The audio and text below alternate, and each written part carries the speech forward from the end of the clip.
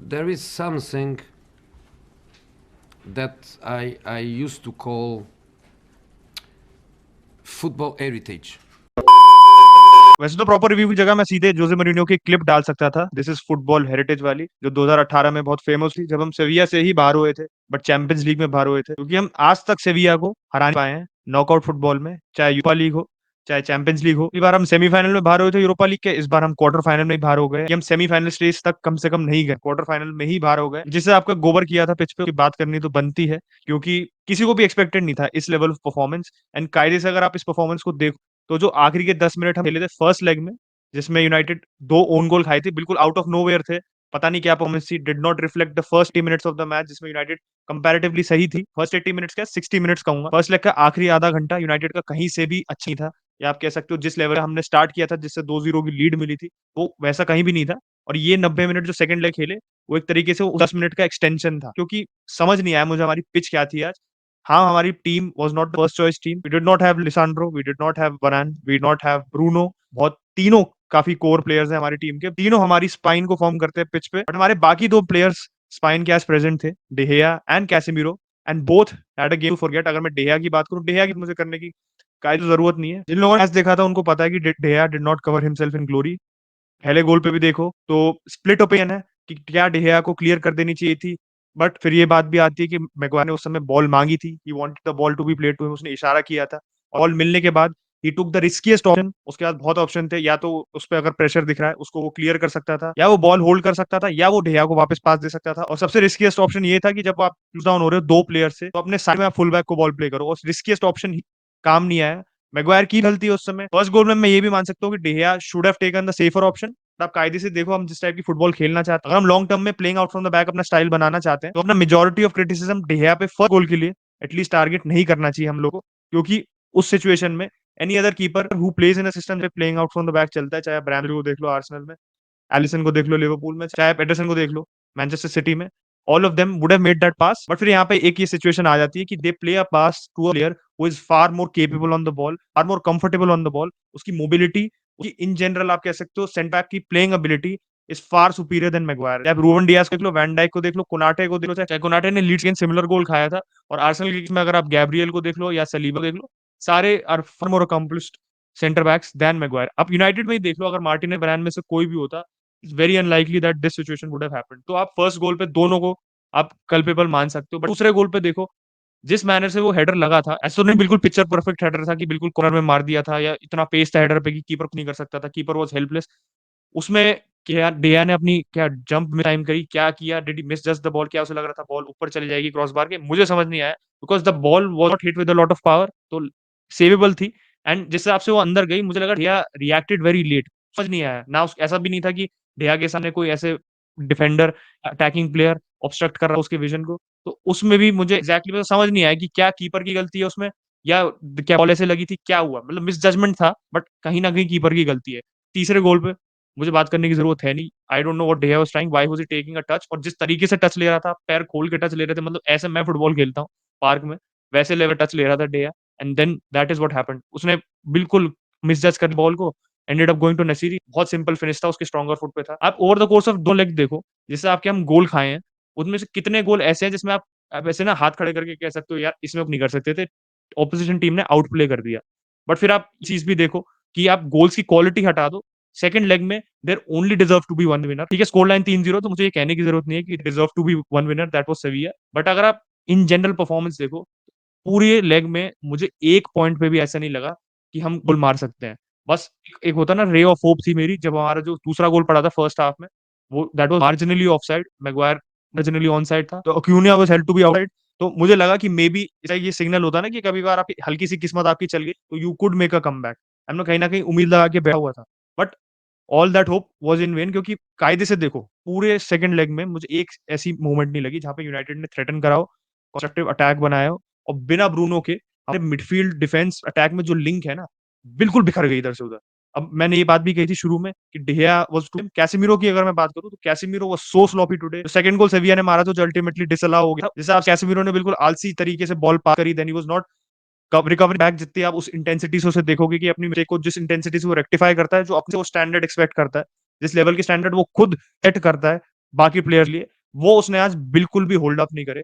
आप उसकी बाकी मोमेंट्स पे भी देखो कि एक पर्टिकुलर मोमेंट थी आई थिंक सेकंड में, जिसमें उसने डमी करने की कोशिश की थी, सीधे सेविया के प्लेयर को चली गई थी। और भी बहुत ऐसे मोमेंट्स में जिसमें कैसेमीरो लग रहा था कि पता नहीं क्या माथा खो के आया है, स्पेशली कंसिडरिंग कि सबसे रिलायबल, सबसे एक्सपीरियंस्ड यूरोपियन कंपटीशन का प्लेयर अगर कोई है तो हमारी टीम में वो कैसेमीरो था, बारिंग वन। वरैन था नहीं आज, बट वरैन से ज्यादा भी जो आप कह सकते हो रिलायबल रहा है इन कंसिस्टेंसी, वो कैसेमीरो रहा है। Casemiro was totally missing today, अगर आप उसकी मेंटालिटी के पॉइंट ऑफ व्यू से बात करो।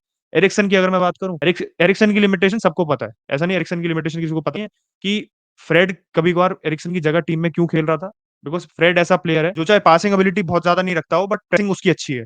वो बाकी मिडफील्डर्स के लिए, ऑपोजिशन के मिडफील्डर्स के लिए फ्रेड उनकंफर्टेबल कर देता है बॉल पे, उनको हरास करता है बॉल पे, उनको मतलब कोशिश करता है कि उनको टाइम मिले बॉल पे। बिल्कुल भी मिडफील्ड्स के पॉइंट ऑफ व्यू से फ्रेड एक इंपॉर्टेंट प्लेयर है, चाहे उसकी पासिंग एबिलिटी ना हो, इसलिए कभी बार सिस्टम को कॉम्प्लीमेंट करने के लिए फ्रेड को खिलाया जाता है एरिक्सन। और आज मैं प्रेसिंग के मामले भी दूंगा एरिक्सन की, मुझे पता था, I know what Eriksen gives you in the team, वो प्रेसिंग नहीं करेगा, but on the ball is well.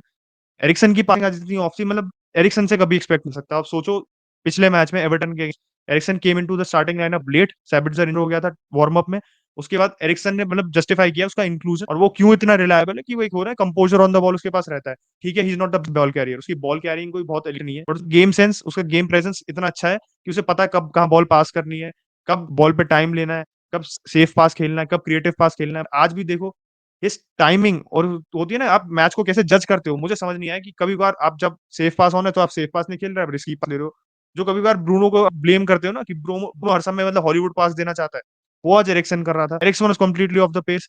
सेबिट्जर को देख, सेबिट्जर फर्स्ट हाफ से मुझे फ्रस्ट्रेट लग रहा था, उसको बॉल पे ज्यादा टाइम नहीं मिल रहा था, उस फॉरवर्ड रन ज्यादा पिक आउट नहीं हो रहे थे, वो ज्यादा फॉरवर्ड रन कर भी नहीं पा रहा था क्योंकि शेप इतनी बिखरी हुई थी हमारी। तो सेबिट्जर भी फ्रस्ट्रेट हो गया था, सिली चैलेंजेस कर रहा था, दिख रहा है वो फ्रस्ट्रेट हो चुका है, आखिर में वो भी येलो कार्ड खा गया। यूनाइटेड मिडफील्ड की पूरी बात करो, बस एंटनी एक ऐसा प्लेयर था जिसने फर्स्ट हाफ में थोड़ी लाज रखी थी, जो सेविया की actually left hand side threaten कर रहा था, अकूनिया के लिए मुश्किल कर रहा था उसको कवरना, बार बार उसको बीट कर रहा था। वो दिख रहा था एक ऐसा प्लेयर जो एक अटैक एलिमेंट, एक डिसाइसिव एलिमेंट प्रोवाइड कर सकता है, बट उसके अलावा कोई भी नहीं था। एंटनी के अलावा बिल्कुल कोई भी ऐसी टीम में सेम वेवलेंथ पे प्लेयर नहीं था जो आप लगे कि हाँ ये बंदा शार्प लग रहा है। बाकी टीम के कंपैरिजन में कोई भी नहीं, बेंच से जितने प्लेयर्स आए, चाहे मैं रैशफोर्ड की बात करूं, रैशफोर्ड ज्यादा इन्वॉल्व ही नहीं हुआ गेम में, 25 टच थे उसके बाद।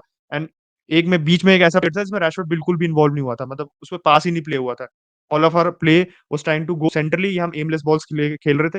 रैशफोर्ड काफी आई थिंक 5-7 मिनट का स्पेल था सेकंड हाफ में जिसमें रैशफोर्ड बिल्कुल इन्वॉल्व ही नहीं हुआ। और बाकी आप देखो वेगोस से मेरे को पता कोई उम्मीद नहीं थी। मार्शियल भाई, मतलब अब इसमें मैं टेन हैग को ब्लेम करूं, किसको ब्लेम करूं, मुझे समझ नहीं आता कि इसमें टेन हैग को ब्लेम भी नहीं कर सकते कि टेन हैग ने काफी स्मार्टली एफिशिएंटली अभी तक यूज करा है मार्शियल को, उसको 90 मिनट्स अभी तक नहीं खिलाया, और उसको जब भी खिलाया उसको मतलब 60 मिनट से ज्यादा नहीं खिलाया इन अ मैच, चाहे वो स्टार्ट करे चाहे एज अ सब्स्टिट्यूट।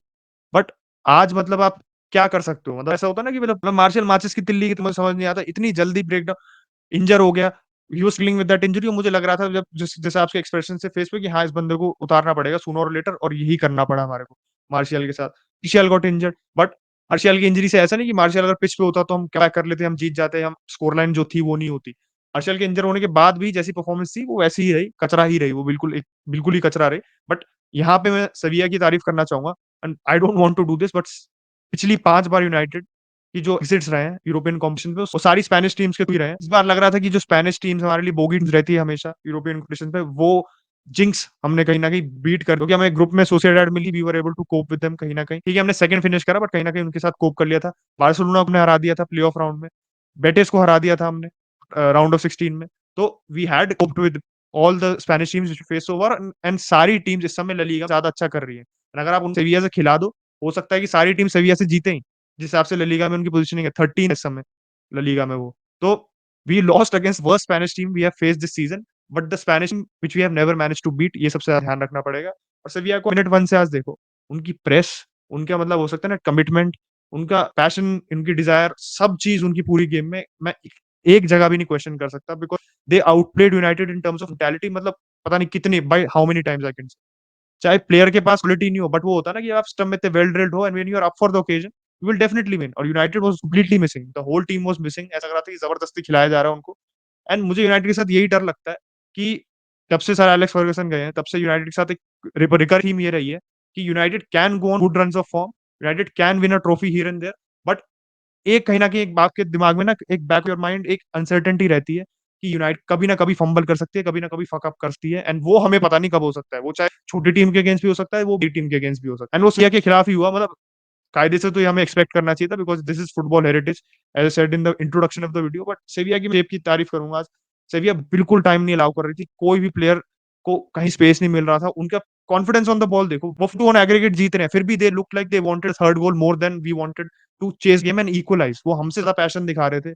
उनकी इन जनरल प्लेयर्स की कोऑर्डिनेशन प्ले देखो आप, कॉन्फिडेंस के बाद उनका फ्लैम्बॉयंस भी आ गया था कि they were playing it around so well, players were so aware. Rakitic ने दिखा दिया कि मतलब class is permanent, is not the same Rakitic जो क्रोएशिया के साथ इतना अच्छा था, जो क्रोएशिया के लिए इतना अच्छा खेल रहा था, या जो बार्सिलोना के लिए इतना अच्छा खेल रहा था। But he still has that class कि he can school a midfield which is not completely dialled. जो मिडफील्ड बिल्कुल ही अपने कहते हो अपनी रिस्पॉन्सिबिलिटीज फुलफिल ही नहीं कर पा रहा है कहीं से। सेविया को जो 10 मिनट का जो हमने खराब स्पेल भी गिरा था ना फर्स्ट लेग में, उससे जो उनको मोमेंटम मिला, उस मोमेंटम पुश को उन्होंने इंटैक्ट रखा हफ्ते भर के लिए till the run up to the second leg. And पूरे सेकंड लेग में वो मोमेंट पुश उनके साथ था। और हमारे जैसे शोल्डर्स ड्रॉप हुए थे ना आफ्टर कंसीडिंग दैट इक्वलाइजर, हम उस फेज आगे बाहर निकल ही नहीं पाए, विच इज सरप्राइजिंग कि हम एवर्टन को हरा चुके थे इस बीच के स्पेल में। मोर और लेस सेम लाइनअप ही था and we played better football obviously. Via European competition के कॉन्टेक्स्ट देखो तो they are a far more better team than Everton, and Everton से ज्यादा ही क्वालिटी है इस समय, चाहे लीग में वो एवर्टन जे लेवल का ही परफॉर्मेंस कर रहे हो।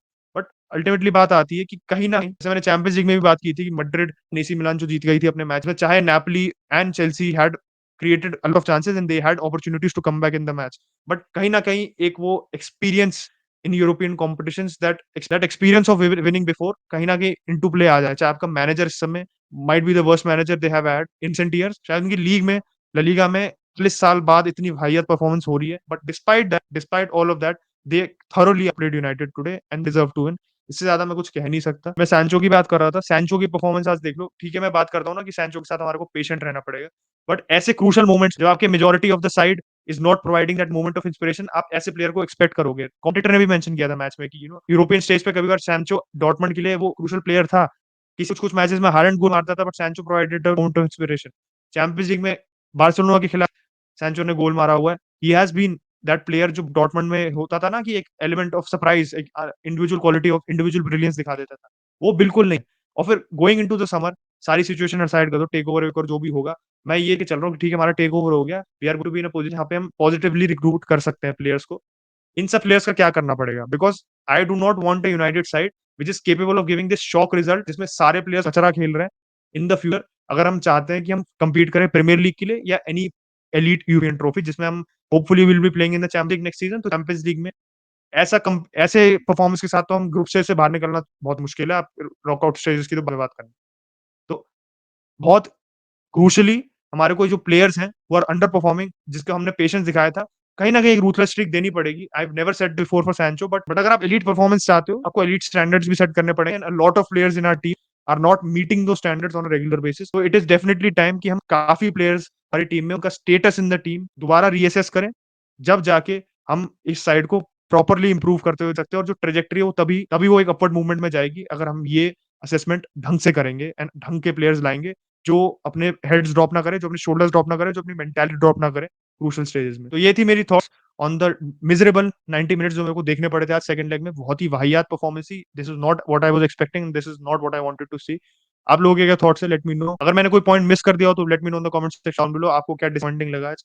What are your thoughts on day, what are your thoughts on everything which happened, and क्या करना चाहिए, किन प्लेयर्स को अब फाइनली टाटा गुड बाय कर देना चाहिए यूनाइटेड से समर में? मी know in the comment section डालो। और आपको क्या लगता है कि रोमा, यूवेंटस, सेविया और लेवरकूजन में से कौन जीतेगा Europa League? There is definitely a shot for all teams, but आपको क्या लगता है कौन जीतेगा? वैसे जस्ट टू लेट यू, जब भी सेविया सेमीफाइनल्स तक गई है या सेमीफाइनल्स तक आई है, they have never lost the Europa League. तो writing is on the wall. मुझे लग रहा है फिर से फुटबॉल हेरिटेज रिपीट होगा। तो अगर आप वीडियो पसंद आया तो make sure you like it. 500 likes पहुंचा दो, मैं हर बार कहता हूँ। 22 करा दो, बहुत बार से मैं विनती कर रहा हूँ आप लोगों से, बट 22 प्लीज करा दो। Catch you guys in the next video.